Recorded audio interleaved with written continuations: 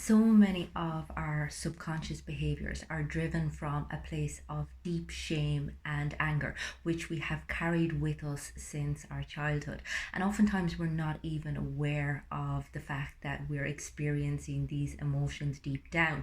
And they're so intolerable, they're so visceral that we do anything to avoid dealing with them. So we either repress them, we deny them, we project them, we create ways of coping so that we don't have to sit with that incredible feeling of absolute worthlessness, not knowing who our true self is, having to put on a persona or a facade in order to feel like we can be accepted by the world.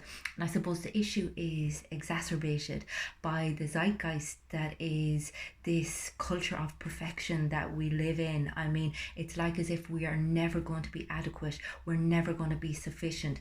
We have to be perfect, we have to be ambitious, we have to be successful, we have to be stunningly beautiful in order to be accepted by the world, in order to be accepted by our social media platform and get sufficient likes.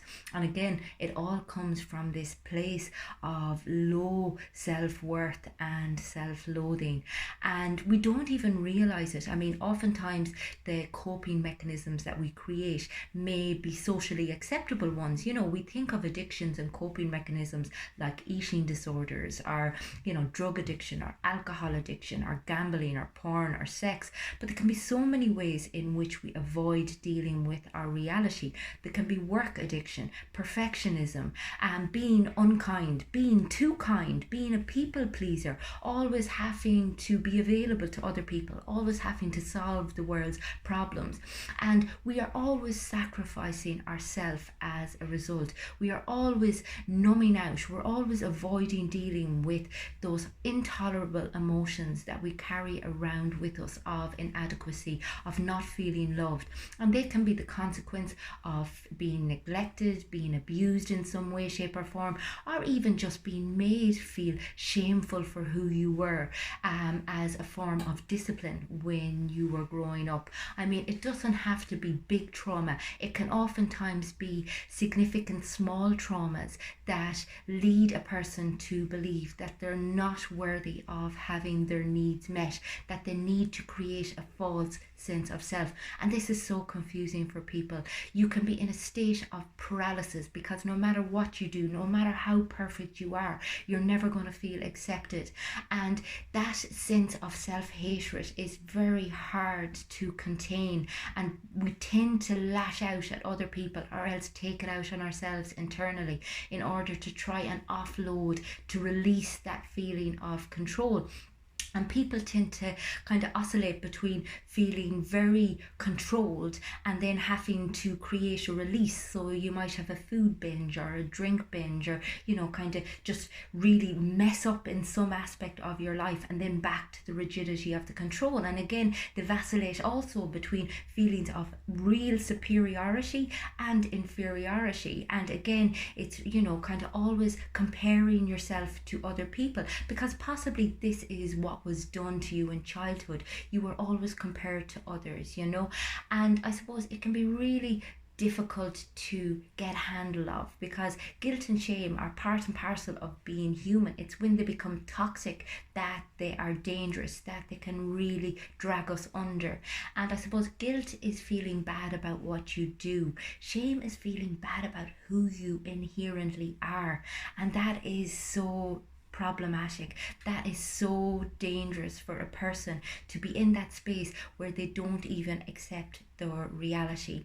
So what do you do? Well, it's a long road out. I mean, it's not just a case of recognizing, having that aha moment, being like, oh my God, yeah, I do feel ashamed, I do self-loathe. But it's about finding a middle ground, finding compassion for yourself and finding compassion for others in your life. I mean, it's not a blame game either. Oftentimes these emotions, this inability to be able to express healthy anger, this inability to kind of feel love, this inability to express love, this inability to accept yourself and accept other people. It is passed down over generations. You see it so much in women who soothe with food. Oftentimes their mother would have been unable to express the love and the acceptance that a child needed, and consequently they find themselves doing the same thing that their mother did, finding kind of solace in cupboard love.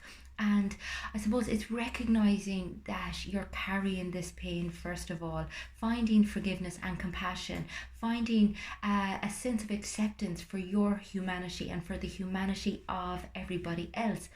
Being able to grieve your childhood, being able to grieve the fact that you could never express a healthy anger or healthy sadness, that you were always told that you had to be a certain way and you were never allowed to be your true self.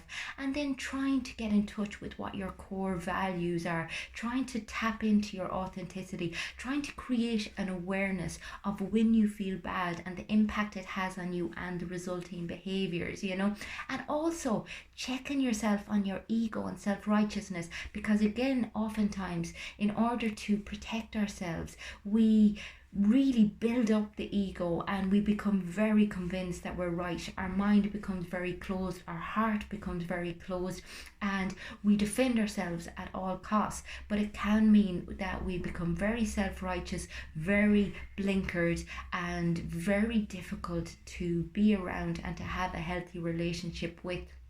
It's also worth looking into trying to, I suppose, take some of that pain and give it to a higher power so that you don't have to carry it around with you anymore, so that it's not your sole responsibility. And I think oftentimes we think of higher power as being a religious concept, but your higher power can be just a higher vibration level of you. It's about having faith in the possibility of living a better life, having faith in yourself, having faith in the world, and having faith in your future. And this can be really difficult when you have struggled to find something to believe in your entire life long, when you have always felt like as if the rug was about to be pulled under your feet.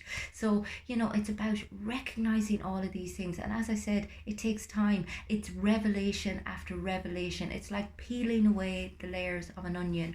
And again, this is something that I would work with so many clients on. It's first of all recognizing that you are in pain, and then looking for the source of the pain, and then accepting that pain is part and parcel of life, but that you don't have to suffer on an ongoing basis. And finding a middle ground, not having to be superior to feel great, not always feeling like you're rock bottom, that you have no sense of worth, but finding that nice little middle place where you can enjoy life, where you can find your purpose, where you can live a fulfilling, satisfying life, where you can connect with others in healthy relationships, where you can communicate with your needs, but also meet the needs of others. You can, I suppose, give as much as you get. You can just be in a reciprocal relationship where you feel healthy and you feel safe. And that's what it's all about, just finding peace of mind, finding contentment, being able to live a kind, benevolent life, being able to move beyond the hatred, the resentment, the fear, and the insecurity, and to create a new paradigm for what life involves, as opposed to being stuck in the old rigid thoughts that you once had.